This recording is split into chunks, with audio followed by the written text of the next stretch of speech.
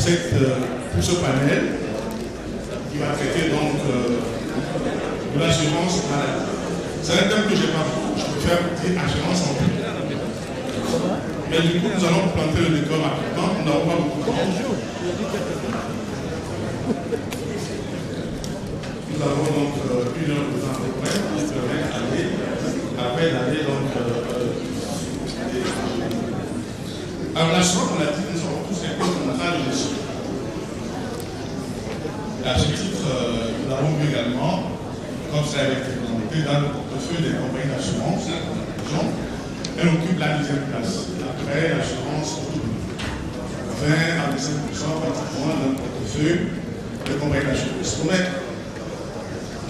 nous nous sommes rendus compte également que les résultats, puisque le taux de spécialité n'est toujours pas bon.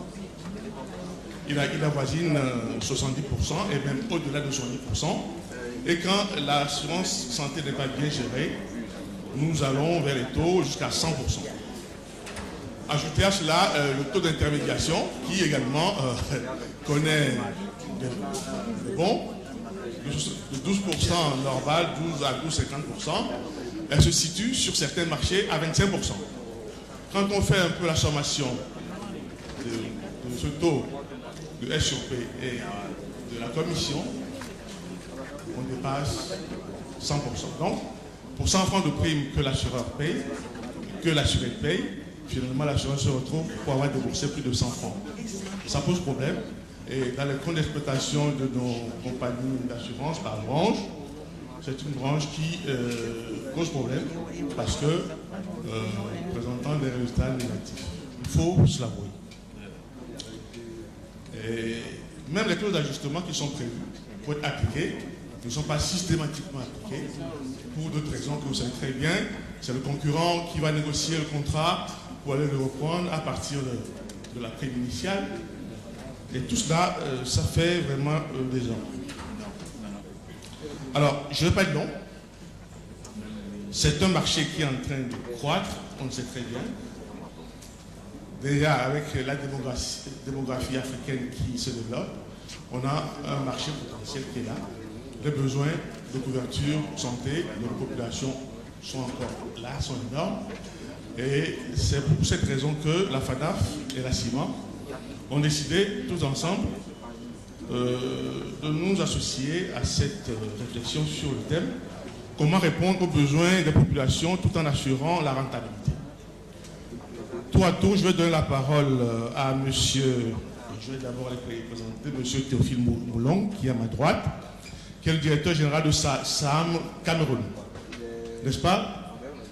Un monsieur que je connais depuis 30 ans et plus. On a fait ensemble l'IA en 80 et qui a fait tout son chemin. Et aujourd'hui, il va nous exposer un peu. Il va planter le décor tout à l'heure de l'état des lieux de l'assurance santé. Alors, suivra ensuite monsieur Serge Poukou, qui est à ma gauche, au bout de la table, et qui est le président directeur général de la société Stan Assurance. Suivra monsieur Alain Massoussou, qui est le président du conseil d'administration des assureurs conseil du Gabon. Alors, Myriam Dossou, qui est à ma droite, qui est la directrice générale de INAM ou bien SENAM. INAM, Institut National d'Assurance Maladie, qui est situé au Togo. Madame Nelly Mourousseau, qui est à ma gauche. Je suis très gâté, hein, c'est le genre aujourd'hui. Nous avons deux femmes dans ce panel et je voudrais encore, une fois encore, les féliciter pour ce travail, ce que nous allons faire ensemble. Tout de suite, je passe la parole à M. Moulong Théophile pour nous délivrer son message.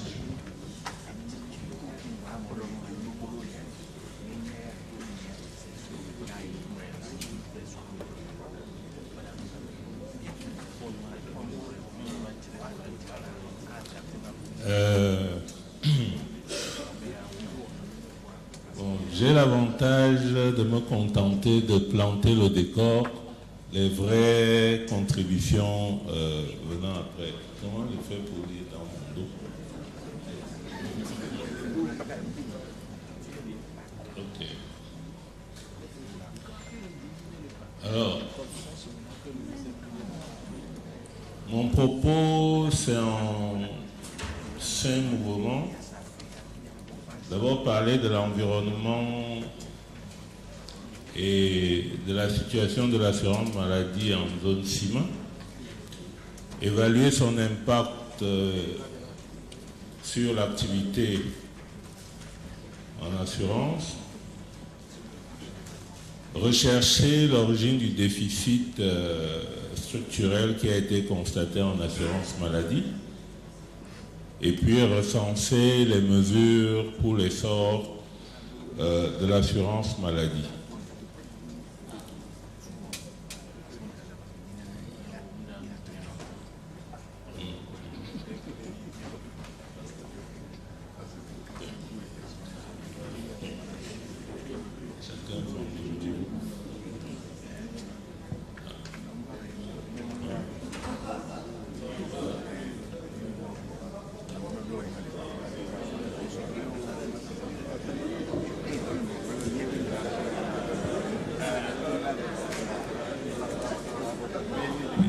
Il a prétendu qu'elle était trop grand pour me tenir debout.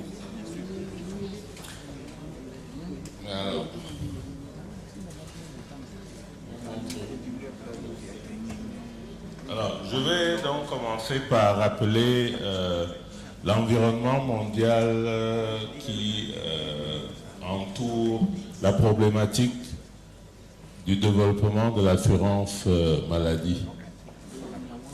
Il faut rappeler que après les années 70, où il avait été fixé des objectifs de développement, non pas de l'assurance maladie, mais de la prise en charge des soins de santé, dans les années, au début de l'an 2000, en septembre 2000, les Nations Unies ont défini des objectifs du millénaire qui devaient être atteints à la fin de l'année 2015.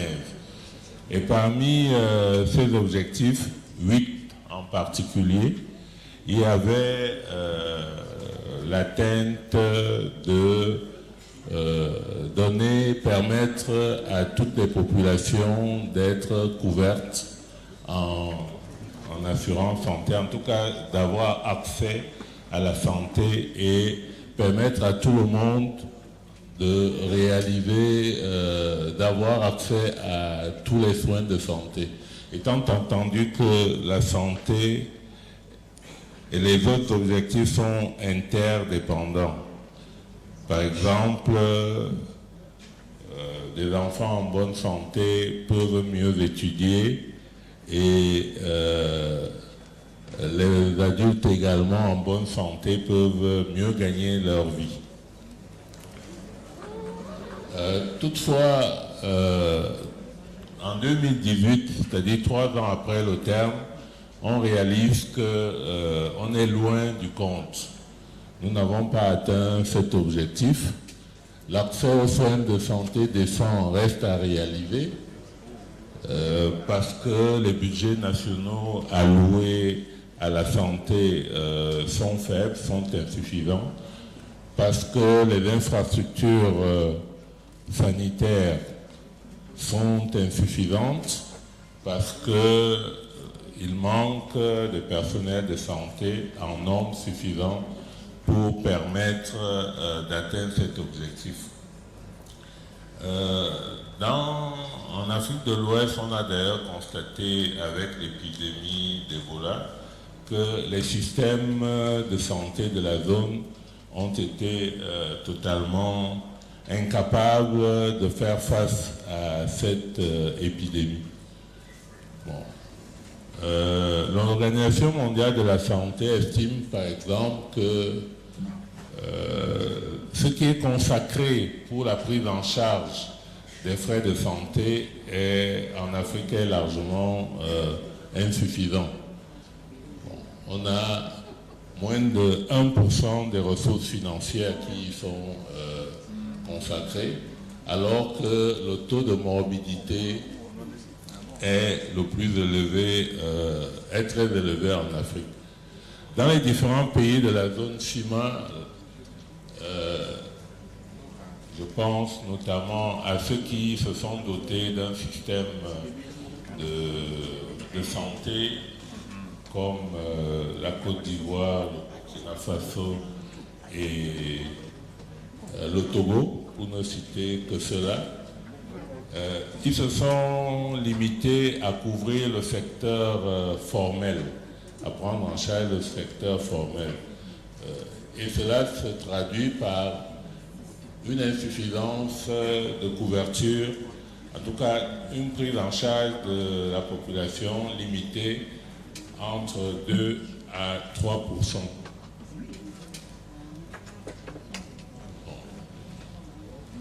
En regardant au-delà de la zone CIMA, on a quand même un exemple de réussite de cette couverture. C'est le Rwanda qui, selon les chiffres de la Banque mondiale, qui aurait atteint 91% de couverture de la population, parce qu'au Rwanda, on est allé au-delà du secteur formel, on prend en charge également le secteur informel. Et cela à travers des mutuelles de santé, notamment, qui permettent de couvrir tout le monde, et la mise en place de centres de santé communautaires qui sont proches des populations. On peut donc s'interroger aujourd'hui sur le poids de l'assurance maladie dans les pays de la zone CIMA en ce qui concerne en matière d'assurance. Alors, selon le cabinet McKinsey, le marché des soins en Afrique porterait sur 35 milliards de dollars. C'est-à-dire que c'est une formidable opportunité qui est ainsi offerte pour peu qu'on s'adresse à l'ensemble des personnes concernées. C'est 35 milliards de dollars qui sont à notre portée. Seulement, en matière de couverture assurante, 3% de la population seulement bénéficie de l'assurance maladie privée. Alors, pourtant, la demande existe. Elle est non seulement elle existe, mais elle est en forte croissance en relation avec la démographie. Et cette demande que nous croyons généralement insolvable pourrait être solvabilisée justement si on mettait en place des produits à faible coût et des mécanismes de distribution appropriés. Il reste bien sûr à les imaginer. En 2016, les derniers chiffres de la FANAF ressortent en moyenne une contribution annuelle de l'assurance maladie de près de 25%, juste derrière l'automobile. Dans certains pays, l'assurance maladie représente même entre 37% au Togo et 32% au Bénin. A contrario, un pays comme le Congo-Brazzaville ne ferait que 9%. Il faudrait peut-être questionner les raisons d'être de ce décalage. Alors, comme je disais tantôt, de formidables opportunités existent et la croissance moyenne est de 10%, celle qu'elle a été observée. Et dernier constat, la distribution de l'assurance automobile maladie est monopolisée à 80% par les intermédiaires. Bon, vous avez là quelques tableaux qui donnent des précisions sur ce que je viens d'affirmer. Alors, En dépit des possibilités de croissance qu'offre l'assurance maladie, les assureurs évitent à accroître leur implication à cause de la sinistralité. Je saute. Alors, les causes des mauvais résultats, c'est essentiellement l'environnement, les pratiques de la profession et les prestataires de soins. L'environnement, en général, c'est le faible budget, j'en ai parlé un peu tantôt, le faible budget consacré à la santé, l'absence d'infrastructures et de façon plus précise, l'interdiction qui est faite aux investisseurs privés, aux opérateurs privés d'investir dans la santé s'ils ne sont pas médecins. Dans la plupart des pays, il faut à tout prix être médecin pour pouvoir investir dans la santé. Et dernier point qui me paraît important, c'est le fait pour les États de choisir de financer l'offre de soins plutôt que la demande de soins. En finançant l'offre de soins, les États donneraient la possibilité aux assurés de contrôler les prestataires de soins et par ce moyen d'amener à l'amélioration de l'offre de soins.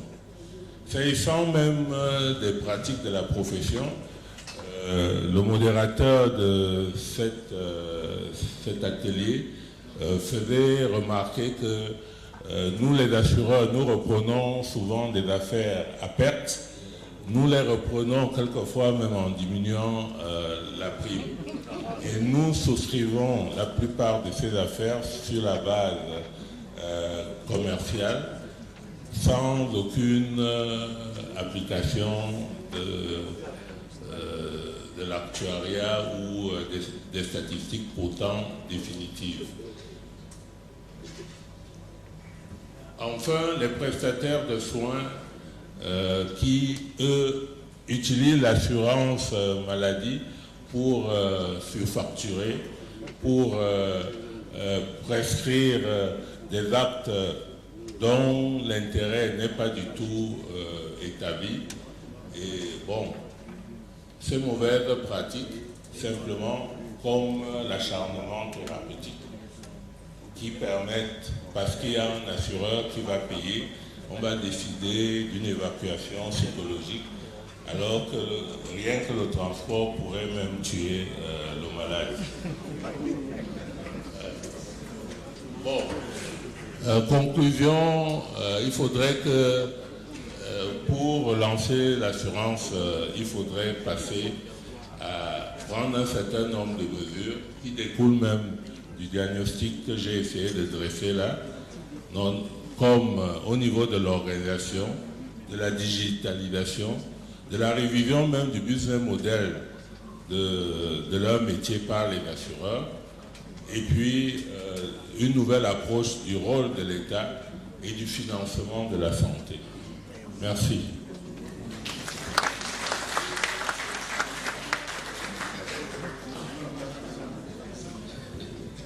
Merci, Monsieur Théophile Moulon, pour cet aperçu spectral que tu nous as donné de l'assurance santé. Et je vais passer la parole en même temps, avant de faire les commentaires sur tout ce que vous avez dit. Je passe la parole alors à Monsieur Serge Pokou. Serge Pokou, tu as la parole.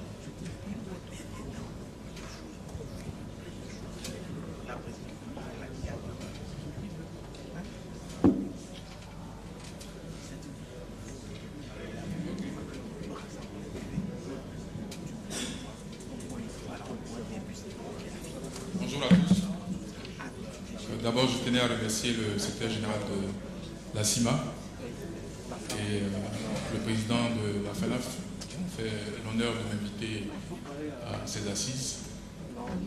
Ils ont certainement regardé mon parcours pour que je puisse introduire un sujet qui oppose deux acteurs, sachant que j'ai été gestionnaire et aujourd'hui assureur.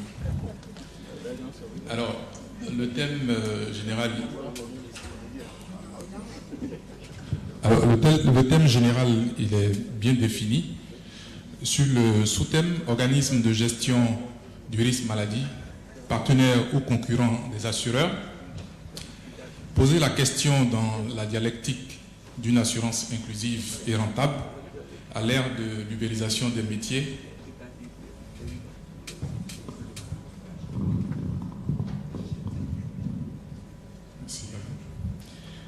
Donc je disais, poser la question dans la dialectique d'une assurance inclusive et rentable à l'ère de l'ubérisation des métiers risque de nous ramener 5 ans en arrière. La gestion santé a entamé sa révolution numérique et le tiers payant sera bientôt passé de mode.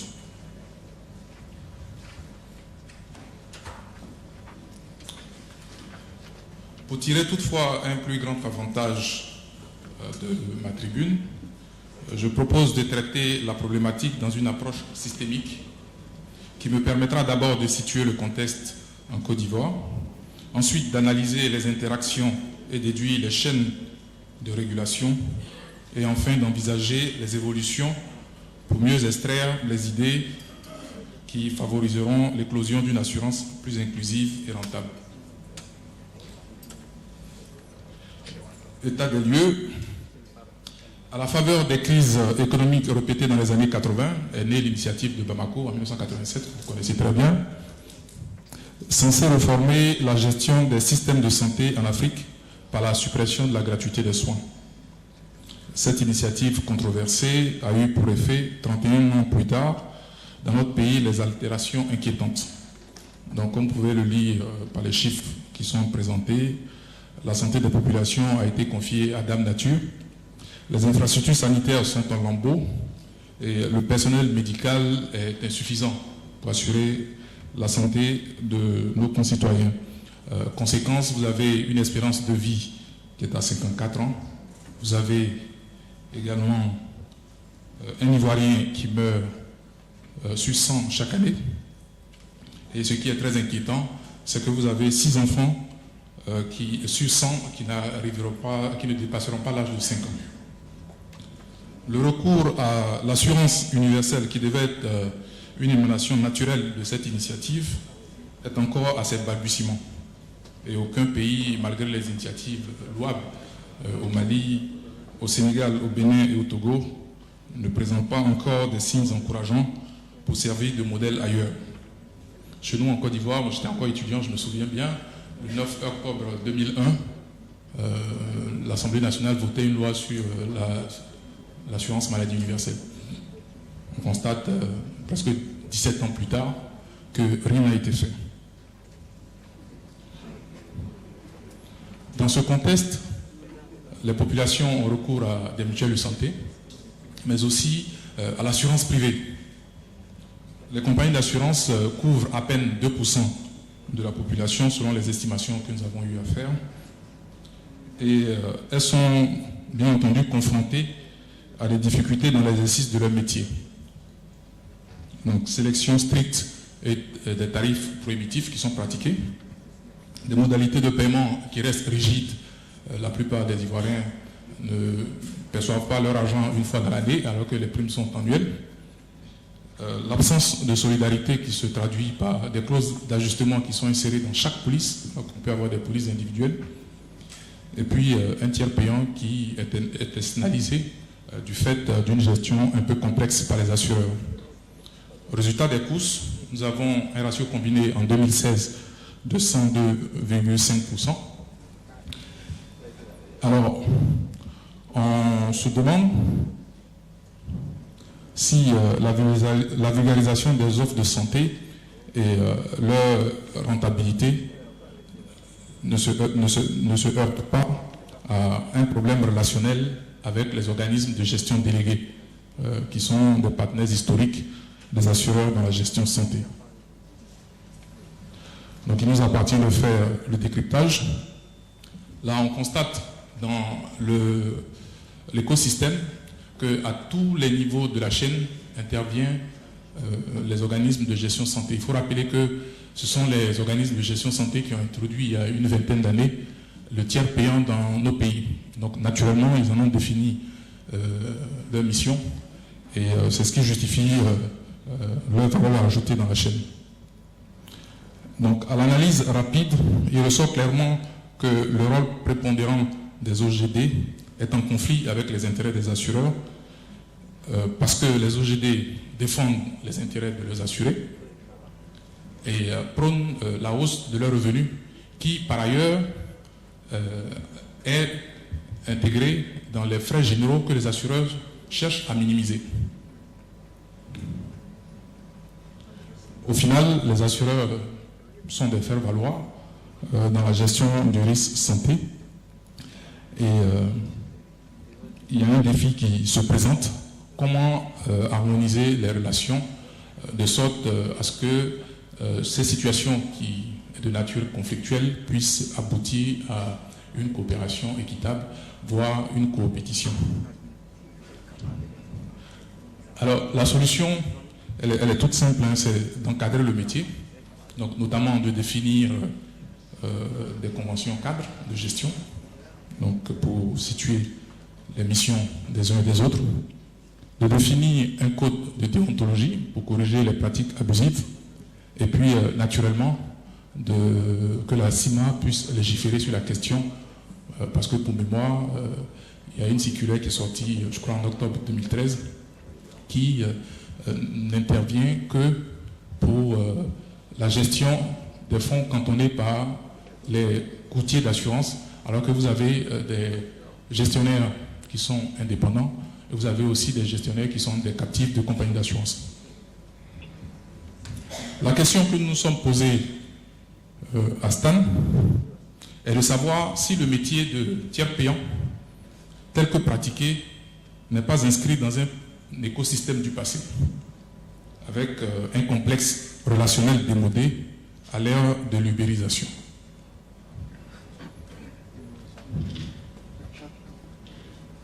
Donc, quand on a compris que c'est l'assuré qui paye au final et qu'on ne fait pas de l'argent sur la couverture du risque maladie, ni en exploitation, ni sur des revenus financiers, alors je suggère qu'il faut miser sur la transformation digitale.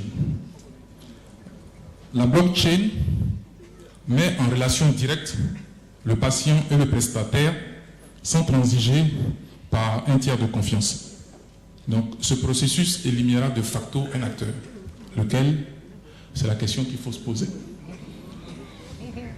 Alors moi je recommande à mes confrères, mes nouveaux confrères, donc de réfléchir de façon urgente sur la question. Je propose de considérer la révolution digitale comme une obligation de faire et d'initier une innovation écosystémique qui passera par la dématérialisation, la désintermédiation, la démédicalisation, la démonétisation. Cela est facile à mettre en œuvre.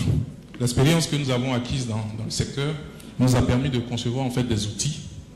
Donc ici vous avez des différents démembrements de notre plateforme, donc, qui permettent entre autres la vente en ligne,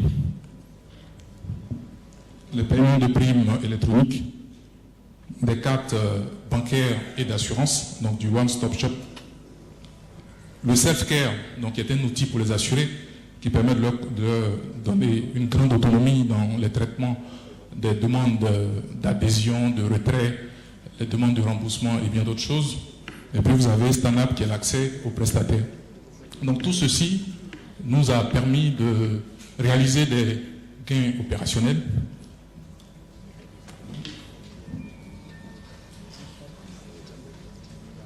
Donc 70% des souscriptions se font en ligne.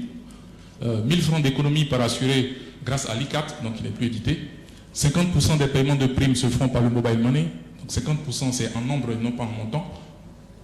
85% des prises en charge sont traitées par StanDoc, donc qui est un robot que nous avons introduit dans notre système basé sur un algorithme qui a étudié les traitements que les médecins faisaient des prises en charge.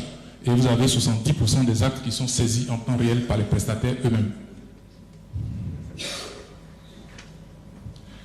Comme solution, c'est une solution finale, hein, nous demandons au marché d'instituer un pool santé. Donc le rôle de ce pôle santé-là, parallèlement à l'ubérisation de la gestion, sera d'instituer sur les marchés donc des regroupements dans le but de mutualiser les risques santé. Donc on aura des tarifs marché, des conditions marché, une couverture de base donc qui peut être déclinée en plusieurs offres et pour une couverture en seconde ligne, en complémentaire, les assureurs feront le travail pour combler les différences de conditions et les différences de limites. Donc de profiter aussi de l'innovation multipartite à travers une plateforme commune de gestion, de factoriser les coûts, de conduire un nouvel engagement solidaire et participatif. J'entends par là que les bénéfices qui pourraient être dégagés de ce processus-là devraient permettre de financer directement l'industrie de la santé, d'organiser des programmes de prévention, de donner des bonus convertibles en bien-être pour les assurés, donc ils peuvent être inscrits dans des centres de sport pour améliorer leur santé. L'adoption d'un passeport santé donc, qui recoupera plutôt l'historique des soins des assurés. Donc comme c'est une plateforme unique, même si un assuré quitte son assureur pour aller vers un autre assureur, il conservera l'historique de ces données. Et puis, ce que j'ai appelé le programme Give Back, donc qui permettra de financer des fonds qui agissent dans le domaine de la santé. J'ai presque fini. Donc ceci sera le gage de confiance pour les assurés, dans la mesure où les assureurs vont participer au progrès social de leur nation. Ici en Côte d'Ivoire, selon les estimations que j'ai faites, 90% de la population peut être couverte en 2022. Je reprends les objectifs du président Johnson. 1000 milliards de primes santé peuvent être récoltés. On fait les calculs, c'est simple. Hein. À cette époque, on sera 28,3 millions d'habitants. Donc 90%, ça fait 25 millions. Et si vous prenez une prime de 3300 francs CFA par mois, c'est-à-dire 110 francs par jour, vous obtenez 1000 milliards. On favorisera le reboisement des aides médicaux. En Côte d'Ivoire, vous avez 70% des établissements qui sont concentrés uniquement à Abidjan. Il va falloir penser à équiper l'intérieur du pays. Et puis, on se fixera des objectifs d'allonger l'espérance de vie et puis de réduire la dépendance du fait que c'est juste une petite partie de la population qui paye pour les soins des parents, qui paye les soins pour des enfants et bien d'autres personnes.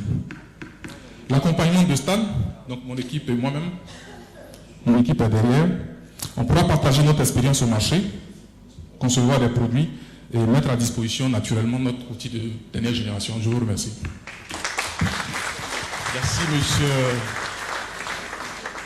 beaucoup. De nous avoir fait rêver. On a donc voyagé avec vous. Tout ce que je retiens, c'est que les assureurs doivent être au service du progrès social. Je vais passer la parole à Alain.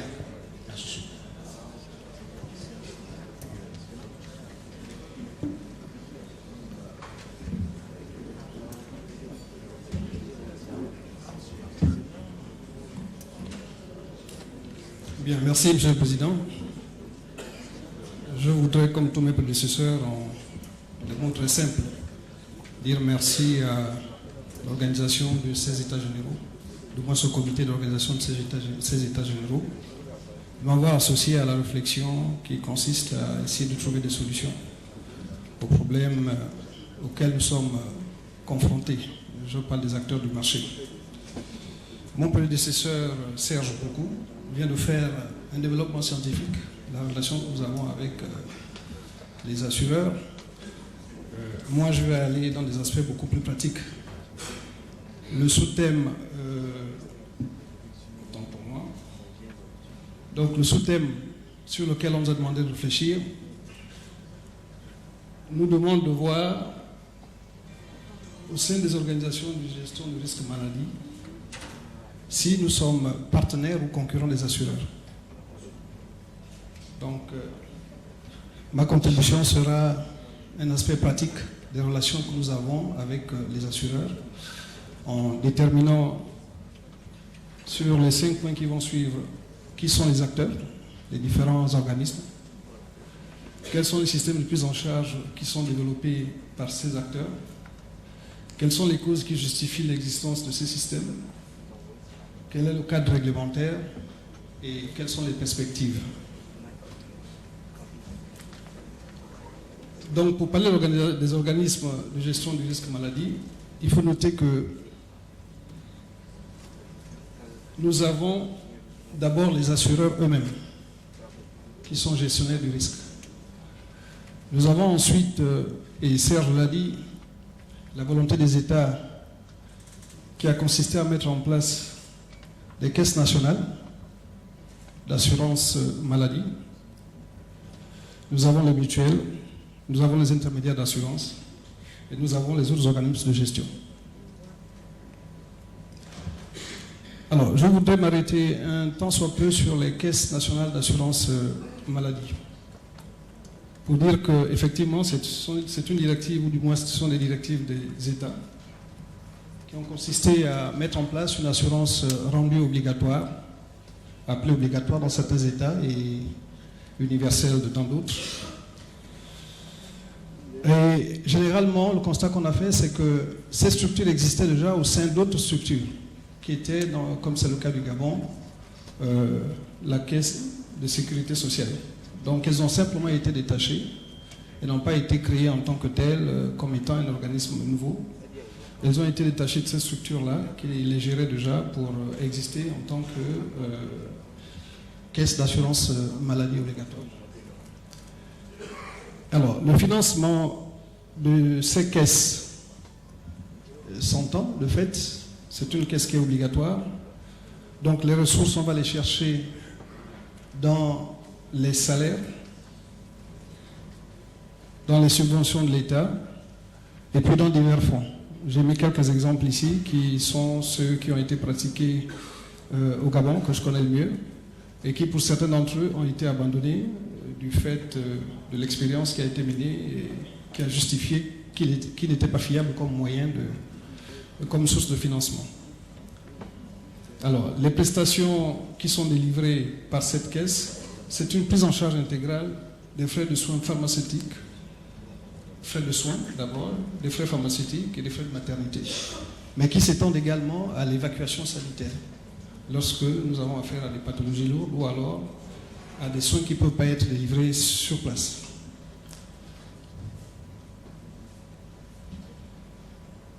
Alors, il faut noter que dans les organismes de gestion, il y en a deux qui ont une relation très forte. Ce sont les assureurs et les intermédiaires d'assurance.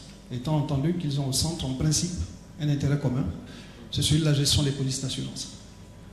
Et donc, les assureurs, comme je le disais tantôt, ce sont des professionnels de gestion du risque. C'est une profession encadrée, autant pour moi, par la réglementation, et qui essaie de veiller au respect de l'adéquation, rentabilité et intérêt des assurés. Alors que les intermédiaires, pour leur part, ce sont également des professionnels d'assurance, puisqu'ils sont généralement sortis des mêmes écoles et ont la même formation. Et c'est une profession qui est également encadrée par la réglementation, notamment dans le livre 5, et dont le métier est la distribution et la gestion des produits d'assurance.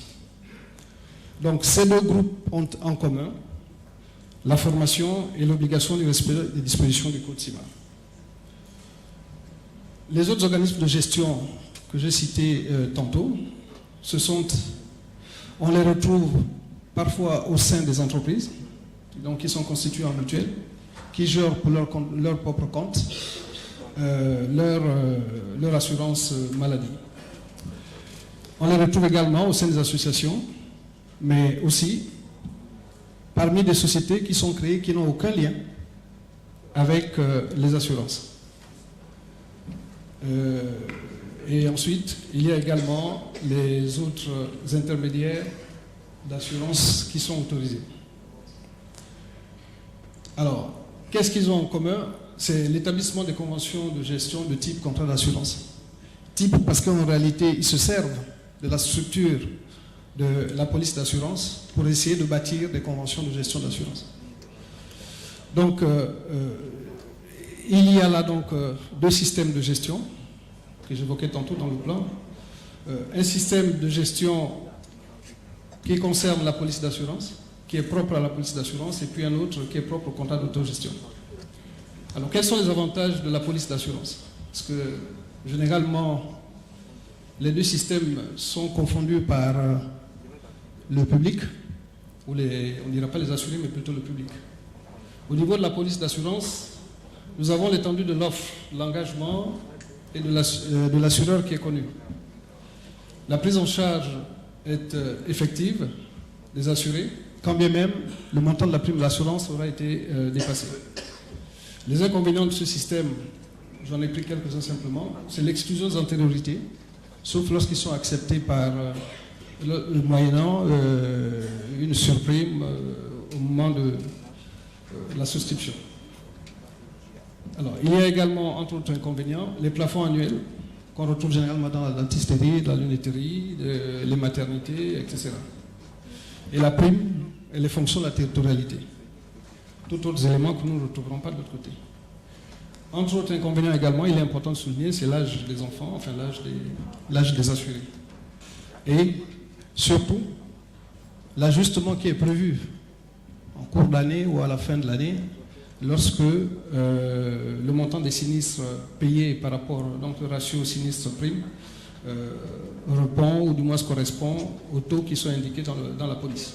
Alors de l'autre côté, dans le contrat d'autogestion, les avantages, c'est que le contractant a la maîtrise de la conduite de l'établissement du contrat. Il n'y a pas d'obstruction d'office. Il bâtit lui-même son contrat. Il n'y a pas de lien entre les sommes mises à disposition et la territorialité. C'est une décision qui est prise. L'autre élément également, c'est que les garanties et leurs plafonds sont fixés par les contractants après avis du gestionnaire, qui est quand même conseillé. Alors, idem pour l'âge de limite, pour les limites d'âge et la mise à disposition des fonds restants. Lorsque la gestion est faite en cours d'année et qu'il reste de l'argent, demeure la propriété de celui qui a mis en place sa convention. Alors, la pertinence de la coexistence de ces deux systèmes s'explique par le fait qu'effectivement, il y a une faible pénétration, un faible taux de pénétration de l'assurance maladie. On a vu dans les chiffres qui ont été présentés par l'autorité de régulation que l'assurance maladie était la deuxième branche après l'automobile, avec à peu près 23% de l'ensemble des risques. Et un ratio combiné moyen ces dernières années qui est de l'ordre de 107%, malgré les individuels accidents qu'ils intègrent souvent pour essayer de déterminer leur ratio. Alors, on note un besoin accru des populations contrasté par un accès difficile. Et le paradoxe, c'est que nous avons un taux moyen de croissance annuelle qui est de plus de 10% au cours de ces 10 dernières années, suivant les chiffres de la CIMA. Donc, ce sont des faits qui paraissent paradoxaux. Nous avons une faible pénétration, mais en même temps, nous avons un besoin accru, une demande qui est accrue de la part de nos populations. Et ce qu'on note, c'est que la branche est toujours déficitaire. Alors, ici, puisqu'on est pris par le temps, la différence entre les deux systèmes, c'est simplement qu'il y en a un qui continue de souffrir de ce que les contrats sont mal maîtrisés et qui sont déficitaires, et il y en a un autre qui, pendant ce temps, fait des gains parce qu'en réalité, il ne couvre aucun engagement. Nous l'avons dit, il n'y a aucun engagement de la part des gestionnaires autres qu'assureurs. Les coûts de gestion sont maîtrisés et il n'y a aucun contrôle réglementaire. Donc les contraintes, elles sont essentiellement matérielles, ce sont les outils de gestion, ce sont les logiciels qu'il faut pour pouvoir gérer. Et ce qui justifie surtout les conclusions auxquelles on parvient toujours, qui nous amènent vers le déficit, c'est que les assureurs sont de manière permanente en train de tourner en rond. On note une absence de ressources humaines, un outil de production qui n'est pas toujours adapté, des produits également qui ne sont pas adaptés, un manque de communication, une concurrence au réseau qui leur apporte des affaires. Et en contrepartie de tout ça, voilà, un aspect avide des bénéfices. Donc, les forces et les faiblesses, on ne va pas les... Compte tenu du temps, je prends quelques-unes. Participation, c'est... Voilà. Il y a des forces et il y a des faiblesses dans le cadre réglementaire. Au cours des ateliers, on pourrait les développer. Et ensuite, naturellement, il y a toujours quelqu'un qui est pointé du doigt comme étant... voilà, le bouc émissaire, c'est le courtier. En pratique, le courtier reste l'organisme de... Pardon ? Non, MAUX, désolé, merci pour ce... Donc, nous dirons simplement que l'assureur doit rendre ses produits plus attractifs et mieux adaptés à son environnement pour pouvoir essayer de rentabiliser ce produit. Alors, à l'égard des caisses nationales, les objectifs affichés par les États qui visent la couverture intégrale des populations, des soins, contraignent les assureurs privés à mettre en place des politiques de souscription qui visent l'émergence véritable des assurances complémentaires. Donc les difficultés pour exécuter cette volonté sont là, l'inversion de l'ordre de préexistence, l'absence de recul suffisant pour élaborer une tarification fiable, la difficulté liée au paiement des prestataires par les caisses et la précarité des caisses nationales liée aux frais de gestion trop élevés. Et de l'autre côté, en dehors de tous les autres organismes de gestion, on va dire que seuls les courtiers dans la catégorie des intermédiaires peuvent accompagner les assureurs dans cette gestion. Donc il reste toutefois que la possibilité accordée aux courtiers par les autorités à gérer le risque maladie en contrat d'autogestion pour leur propre constitue un véritable boulot d'étranglement. Donc il y a quelques perspectives que nous avons énumérées. Donc, établir une cartographie, harmoniser les procédures, réviser les taxes d'assurance, voilà, pour rendre l'assurance plus adaptable à la volonté des souscripteurs. Ensuite, de l'autre côté, des bonnes pratiques, telles qu'harmoniser et simplifier les procédures et mettre en place un ordre de médecin conseil pour un meilleur suivi. La mise en place également des... Nous allons verser tout ça dans les... J'ai évoqué un tout petit peu les questions de digitalisation. Que faire? Ben, il faut prendre le train quand? Maintenant. Il ne faut pas faire comme notre ami Fredo qui est à droite, qui ne veut rien savoir de tout ça. Et ces questions ont été déjà soulevées, ont été évoquées. Donc, les avantages de la digitalisation, je ne vais pas en parler, puisque à l'occasion des ateliers, on pourra en parler également. Merci. Je vous remercie. Merci. Merci. Alors, maintenant, je vais m'adresser directement à Madame Dossou, Myriam. Myriam, nous commençons maintenant. Nous avons fini la série des hommes. Maintenant, c'est les femmes. 10 minutes.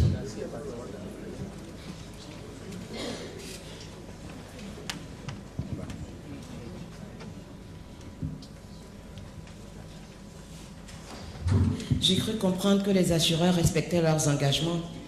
Il était prévu 15 minutes dans les documents que nous avons reçus. Bon, soit,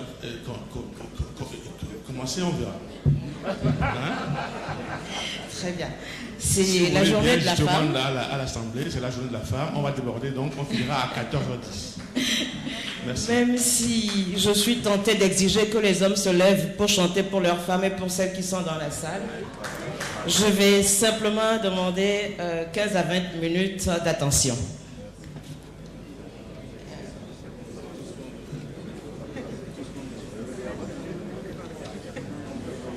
Ça n'a pas commencé.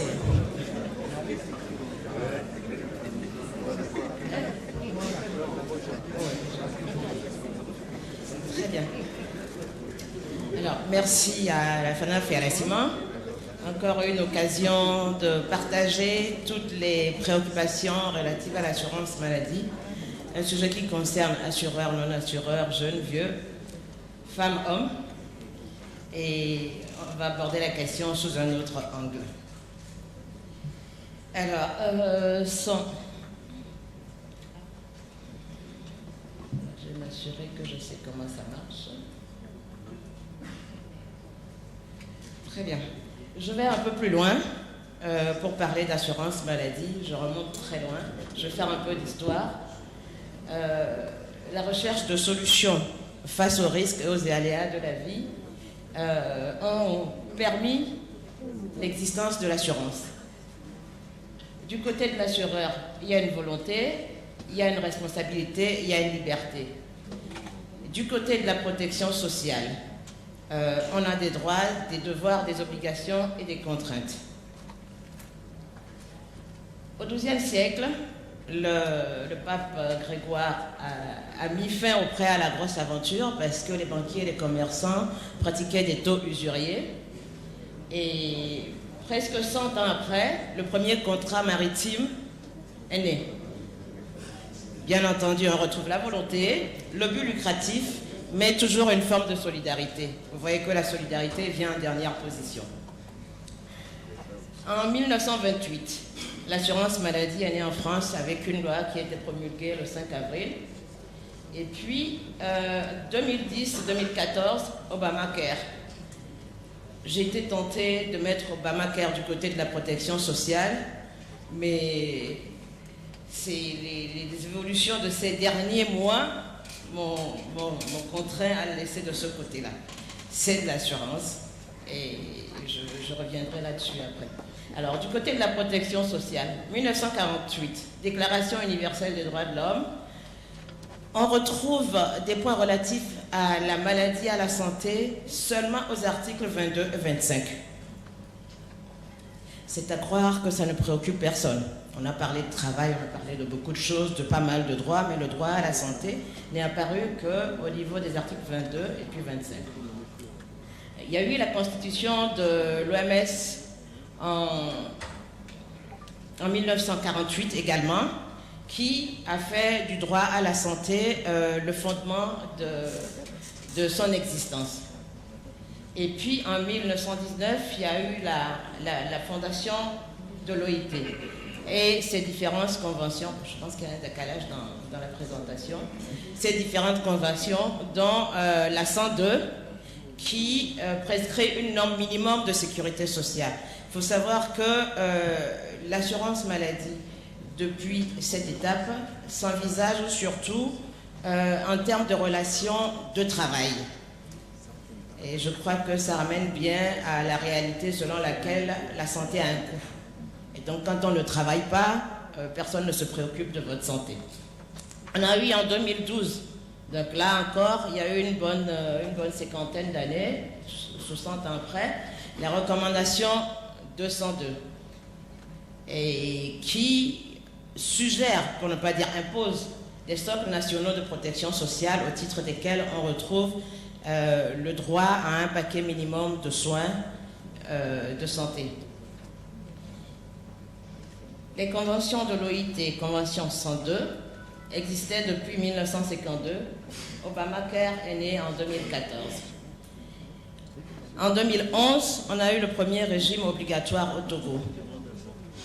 Comme le disait Serge beaucoup, des tentatives, des essais, mais des réussites silencieuses aussi. Alors, on va faire un peu de vocabulaire, juste pour avoir un aperçu des définitions qui parlent plus ou moins de la même chose. CMU, couverture maladie universelle, c'est un concept qui est plutôt inspiré du système français, avec une loi en 1999, et récemment en 2016, ça a évolué en protection universelle maladie. On a également les 3 lettres, CSU, couverture sanitaire universelle, qui est le plus en vogue en ce moment et qui suppose un accès de tous aux services de santé, qu'ils soient préventifs, curatifs, palliatifs ou de réadaptation, sans difficulté financière pour les usagers. Et cela s'inspire du positionnement de l'OMS. Alors, l'assurance maladie universelle. AMU, plutôt un mécanisme de financement permettant une prise en charge solidaire des soins de santé grâce à l'assurance maladie. Donc l'assurance est utilisée comme outil pour organiser la solidarité et permettre à des malades d'être soutenus par des non-malades. Donc on a évidemment une contribution et une couverture de toute la population qui est souhaitée dans le cadre de l'assurance maladie universelle.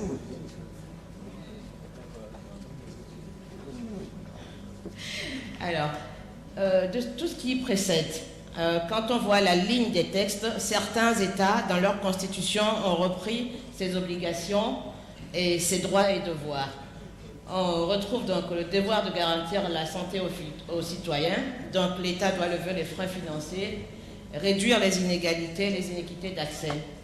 Il doit pouvoir déterminer, et cela est souhaitable, un paquet de soins minimum auquel tous les citoyens ont droit et surtout rendre disponible l'offre de soins. On a parlé d'assurance maladie, mais on a fait très peu pour l'instant cas de l'offre de soins qui, lorsqu'elle n'est pas disponible, ne rend pas possible d'assurance maladie. Et ça, c'est beaucoup plus de la responsabilité de l'État qui doit garantir la santé et faire en sorte que les privés ne soient pas obligés d'investir dans la santé, mais qui donnent les moyens de développer un système de santé efficace. Alors, l'État doit également mettre des règles pour organiser le système, pour permettre d'atteindre des objectifs d'accès équitable aux services d'une qualité suffisante. Parce que la disponibilité des soins est une chose, mais il faut que les soins soient de qualité et qui permettent aux gens de retrouver une meilleure santé. Et bien entendu, ne pas se ruiner parce qu'on est tombé malade.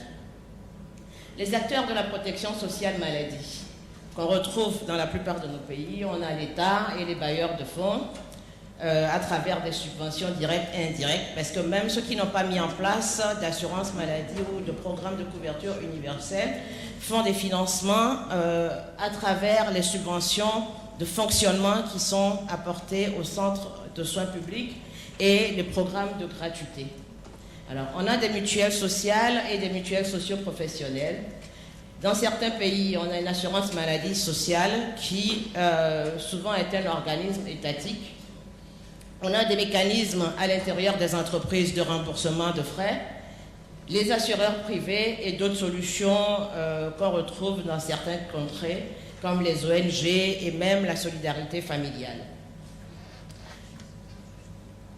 Une série d'activités découle de l'assurance maladie universelle telle que prévue. Je parlerai rapidement de l'enrôlement, de l'identification, de l'enregistrement, le recouvrement des cotisations. On a parlé de digitalisation, donc c'est de belles pistes, on y arrivera. La régulation, elle est importante parce que s'il n'y a pas de régulation de l'offre des soins, de la consommation et des coûts des soins, on se retrouve très vite dans un régime inflationniste où les médecins, les infirmiers font grève parce qu'on regarde dans le budget, on dit il y a un peu de marge, on peut avancer, on va augmenter les coûts. Les laboratoires, dès qu'ils sentent qu'il y a un payeur et qu'il y a une certaine solvabilisation de la demande, changent les molécules et des fois même augmentent les coûts. Alors, le contrôle médical, on en a déjà parlé, le contrôle de l'affiliation, le contrôle des droits, le paiement et le remboursement des prestations, la gestion des risques et la gestion des faux. Je pense que dans tout ça, il y a différents acteurs que l'on peut retrouver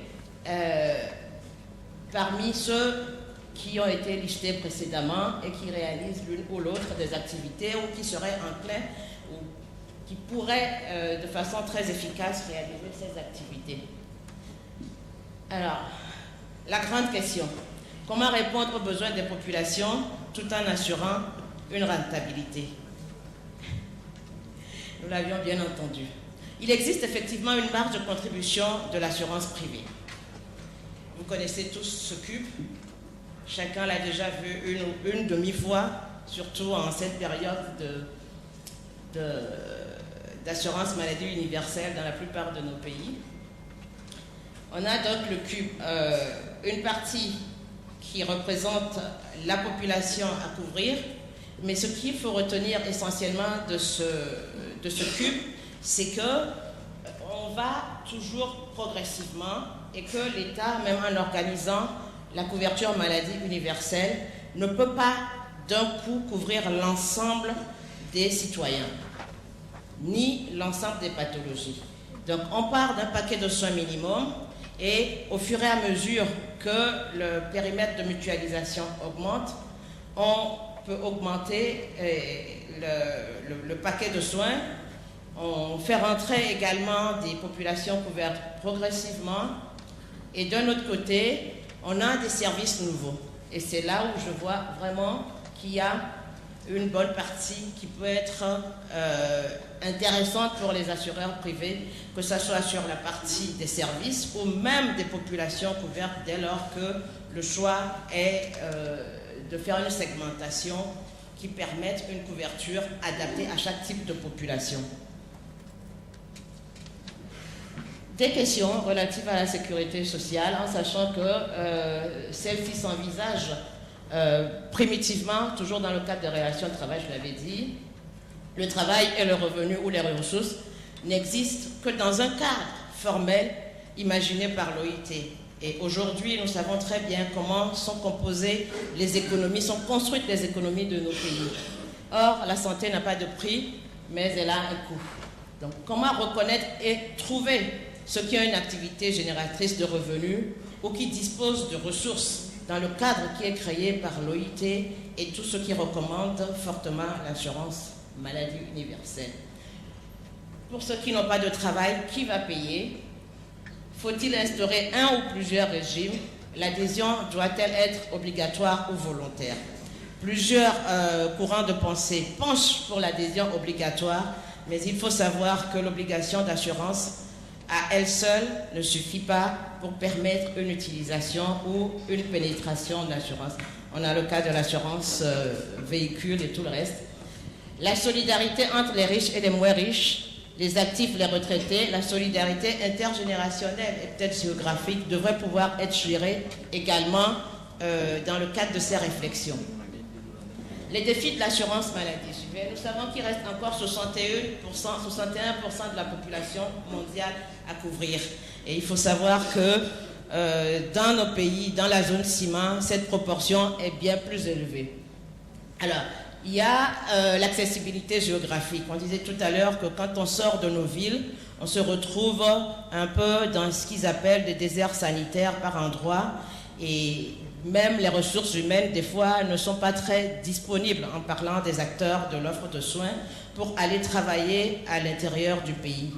Dans certains pays, surtout ceux qui sont allongés, étirés en longueur et qui vont vers le Sahel. Donc la disponibilité des soins doit être suffisante et de qualité.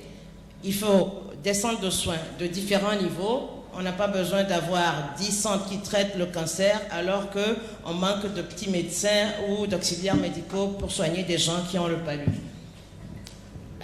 Il faut que les actes de soins et les produits pharmaceutiques soient disponibles. La couverture de l'économie informelle est un défi. Et là aussi, je pense qu'il pourrait y avoir une place dès lors que des stratégies appropriées sont développées pour l'assurance privée. Alors, environ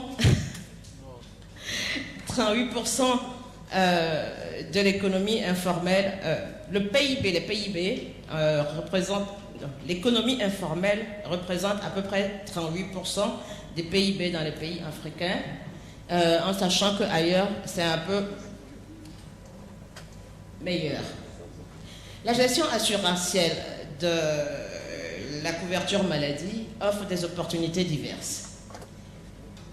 Il existe déjà des modèles, courtage, agent général, co-assurance, réassurance, qui peuvent être utilisés d'une façon ou d'une autre pour permettre un équilibre et un écosystème qui tienne et qui répondent aux exigences et aux contraintes de toutes les parties. Nous arrivons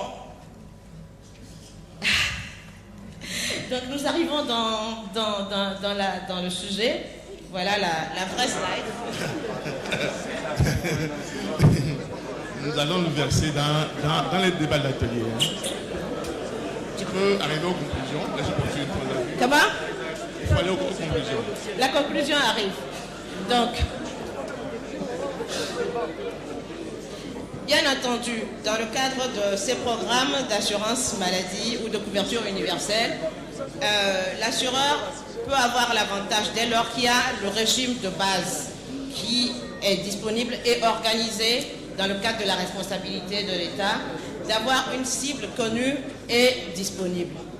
Il peut offrir des services complémentaires comme par exemple l'accès aux centres de soins privés pour une catégorie, les soins à l'étranger. Il peut également offrir des produits complémentaires qui ne seraient pas dans un panier de soins donnés, hospitalisation, des pathologies ou médicaments exclus, l'évacuation sanitaire. Il peut couvrir une population spécifique qui a des exigences particulières et la couverture de base constituant une franchise et offrir une couverture assimilable à un DICTIL. Mon collègue Serge Pokou a défini ça tout à l'heure. Et puis, surtout, une rentabilité modeste. Merci, Myriam. Les facteurs de réussite, donc, on l'a toujours dit, la volonté et la responsabilité politique, une offre de produits d'assurance simple, adaptée aux besoins des populations et attractif. Une démarche structurée avec une synergie entre les acteurs. Et il ne faut pas se dire que la question de la couverture maladie ou même du panier de soins concerne exclusivement les politiques ou l'État. mais il faut que les acteurs, que les assureurs privés rentrent dès le départ dans la réflexion pour qu'ils puissent être pris en compte dans les capacités de contribution à la couverture. La maîtrise médicalisée des coûts également est un des facteurs. La mutualisation des coûts de gestion, on l'a dit, et surtout un système d'information mutualisé, convergent ou intégré, qu'importe, il pourra évoluer, mais il faut éviter la fragmentation, le fractionnement des informations à propos des malades et des patients pour réduire la fraude ou des formes de surconsommation. Alors, ça c'est un schéma, je veux dire, on est en train de rêver, on continue, donc il y a un peu de place pour tout le monde ici.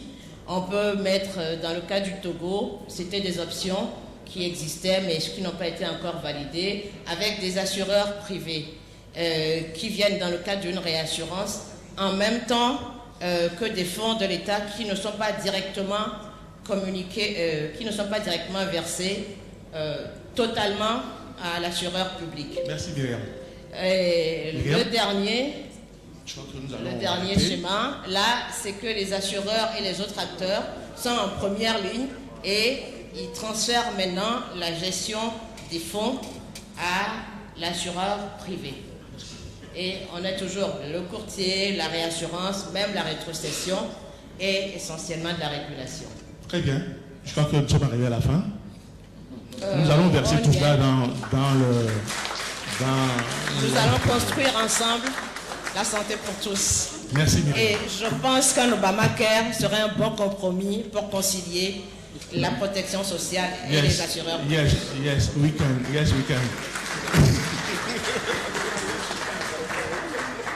Merci. Alors, Nelly, en même temps, continuez. Vous avez 10 minutes. Et nous allons arrêter à 14h05 pour pouvoir permettre 10 minutes de débat et ensuite nous allons au déjeuner. Nelly, tu as la parole. Merci, bonjour à tous. C'est vrai que j'arrive en bout de course. Souffrez un petit peu, mais je pense que je vais être très light. Un certain nombre d'intervenants ont déjà évoqué des choses que j'ai à dire. Et puis surtout, je pense qu'on aura le temps en atelier d'approfondir.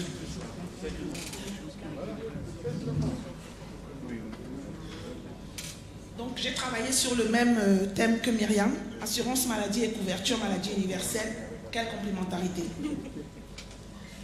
Alors, encadré par une introduction et une conclusion, vous avez trois petites parties. Assurance maladie, les principaux obstacles au développement rentable. Couverture maladie universelle, opportunités pour le développement rentable de l'assurance maladie.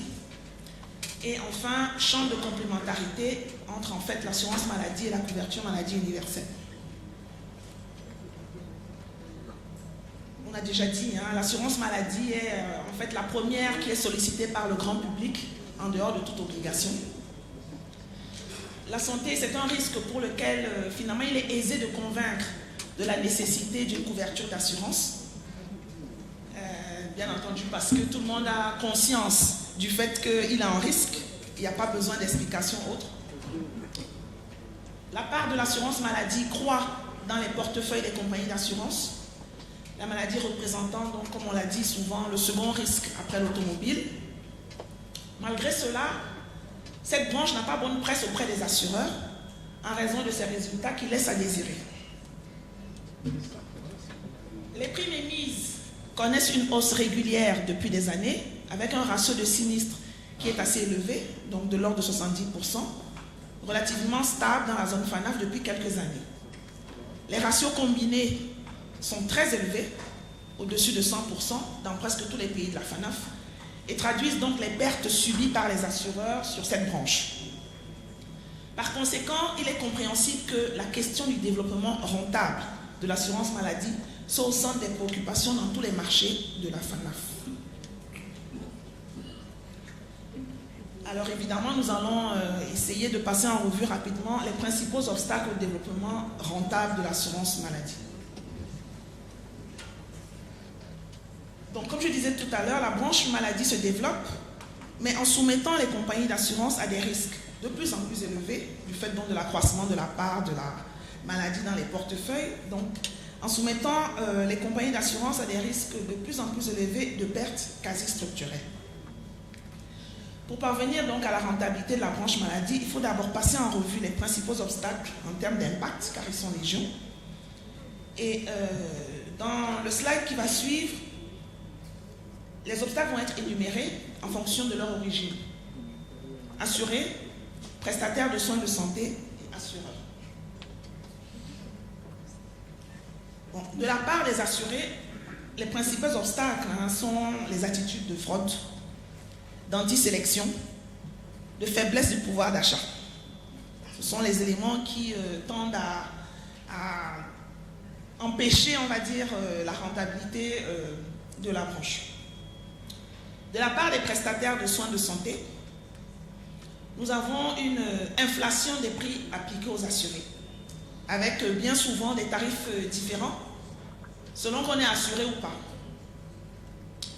Surfacturation et surcotation des actes médicaux, ça a déjà été évoqué par M. Moulon. On a des équipements et des procédures qui ne sont pas toujours favorables aux assurés, notamment dans les hôpitaux publics en termes d'accueil. On voit bien que dans certaines situations, il est moins intéressant d'être assuré par rapport à la façon dont on est accueilli, parce que, soi-disant, il y a du crédit lorsqu'on est, par exemple, en tiers payant, ou bien en bonne prise en charge, ce qui est quasiment pareil. Ensuite, nous avons des obstacles de la part des assureurs.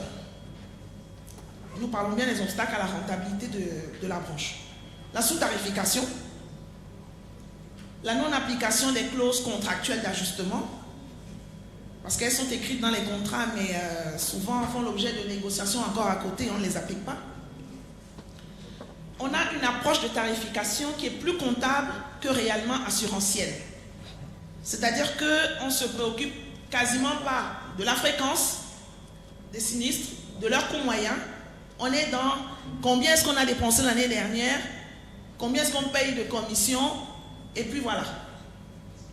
On a des coûts d'acquisition et de gestion qui sont élevés, notamment avec le développement du tiers payant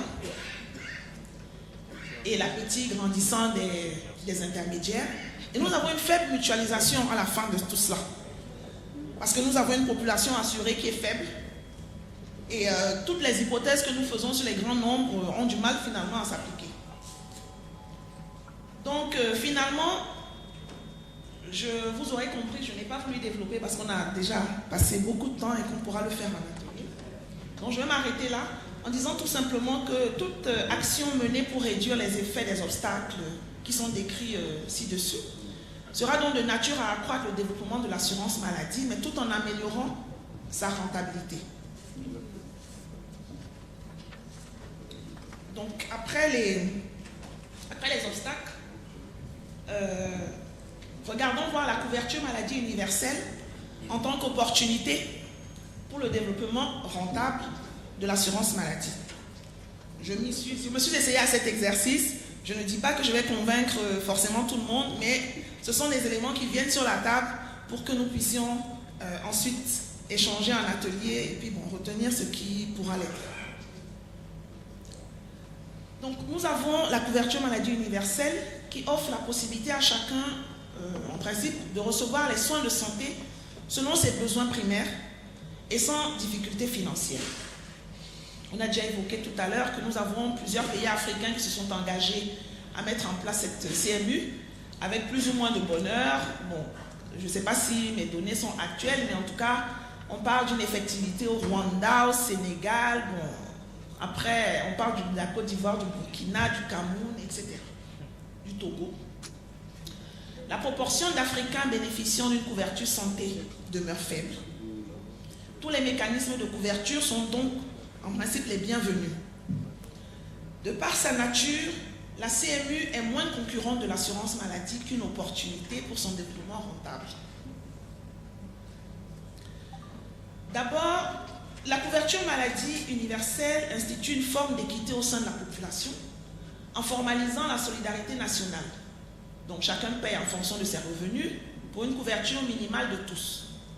L'impact direct pour l'assurance maladie devrait se trouver dans la réduction des fraudes, parce que beaucoup de fraudes tendent à faire rentrer dans l'assurance des gens qui n'ont aucune couverture. Et également devrait permettre la réduction du risque d'antisélection, parce qu'on ne souscrirait plus spécifiquement par rapport à quelque chose parce qu'on a déjà une couverture. Ensuite, la CMU est plus accessible, elle devrait l'être en tout cas au point financier, du fait des leviers d'échelle, puisqu'on parle de couvrir quand même une population, enfin en tout cas dans l'idéal toute la population. Et donc ces leviers d'échelle devraient conduire à la réduction du budget assurance pour les ménages par rapport à l'action isolée que les assureurs maladie peuvent faire. Dans ce contexte, l'accroissement de la population couverte par les assureurs maladie est fort probable et devrait permettre une meilleure mutualisation des risques. De plus, l'assureur maladie devrait être moins pris dans le jeu de la sous-tarification, car il s'adressera désormais à une cible qui recherche plus la qualité des soins de santé que le basique qui serait déjà offert dans le cadre de la CMU. Ensuite, comme autre opportunité selon moi, la mise en place d'une couverture maladie universelle implique une bonne organisation des services publics de santé, Myriam en a parlé tout à l'heure, avec une présence de l'offre de soins de santé sur l'ensemble du territoire et l'amélioration des plateaux techniques locaux, favorisant par le même coup l'accueil des assurés.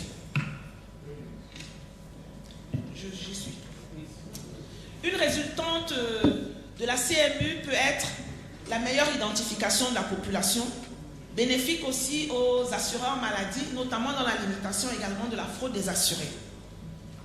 Le référencement des prestataires de soins de santé au niveau national peut aussi être une opportunité pour l'assurance maladie dans sa lutte contre la fraude des fournisseurs de soins de santé.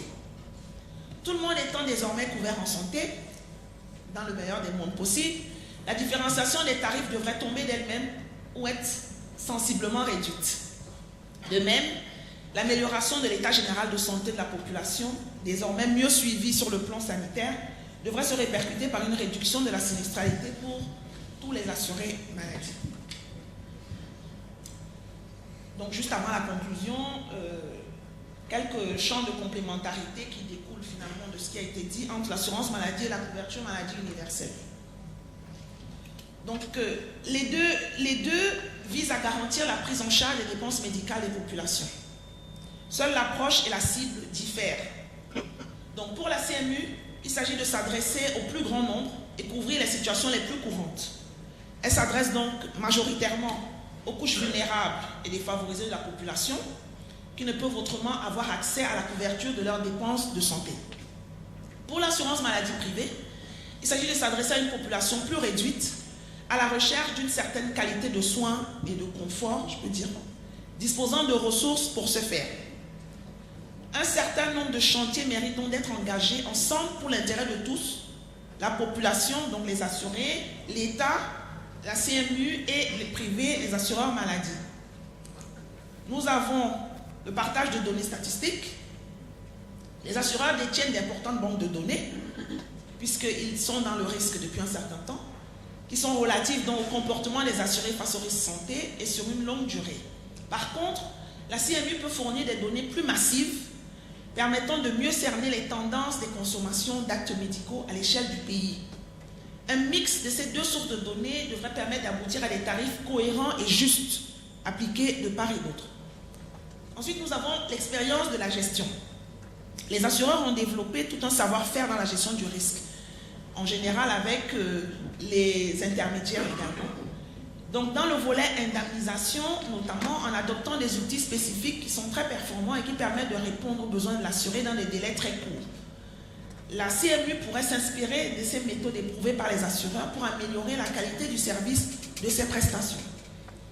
Ensuite, nous avons la répartition des coûts du tiers payant.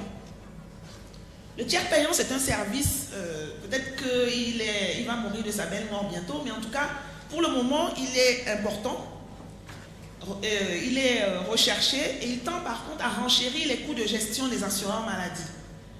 Et donc, les principales tâches qui en découlent sont la sélection des prestataires constituant le réseau, l'équipement et le contrôle de ceux-ci, la négociation des tarifs. Et la CMU, si elle existe, elle va apporter un volume plus important de prestataires, mieux représentés sur l'ensemble du pays. Et donc, le partage des coûts serait certainement bénéfique à tous. Merci Nelly. Et le dernier champ de complémentarité, c'est la diversification des formules de couverture santé. Autour de la CMU, les assureurs maladie ont plus le loisir de bâtir des offres originales, permettant de mieux les distinguer les uns des autres et épousant au mieux les besoins de la cible. Conclusion, plus complémentaires que concurrentes, la CMU et l'assurance maladie ont de belles perspectives de long terme. Leur développement est intimement lié et recommande une écoute et une prise en compte mutuelle des spécificités et objectifs de chaque système. Il y va de l'intérêt de nos populations, autant que de celui de nos exploitations respectives que nous souhaitons développer avec un souci de rentabilité. Merci Nelly pour ce brillant exposé là qui a galvanisé tout le monde. Personne ne s'est levé, tout le monde est resté sur place. Et je crois que nous avons tout intérêt maintenant. Je n'ai pu faire beaucoup de commentaires. Il y a des positions qui se regroupent. Il y a avec un peu quelquefois des contrastes. Mais je vais laisser donc à la salle le temps de réagir. Nous avons 20 minutes pour pouvoir, avec votre accord, donc, poser des questions. J'ouvre donc la première liste. Combien ? 10 minutes. 10 minutes, c'est suffisant parce que nous avons donc notre partenaire qui nous attend pour le 10 minutes. Alors, vous avez des questions?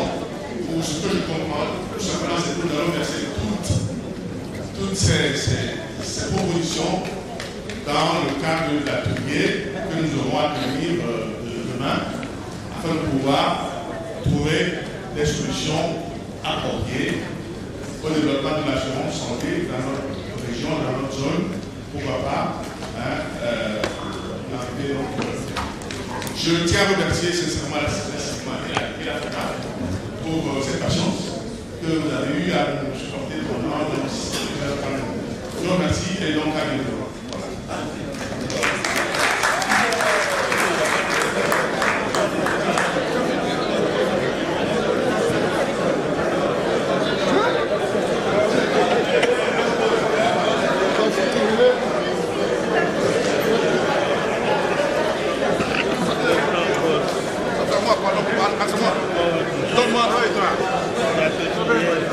Reprise des travaux à 15h.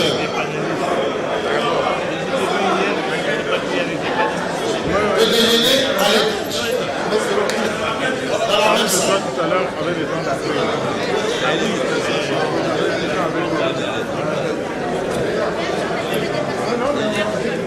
Ok, merci. Merci. Alors, il y a un bon intermédiaire.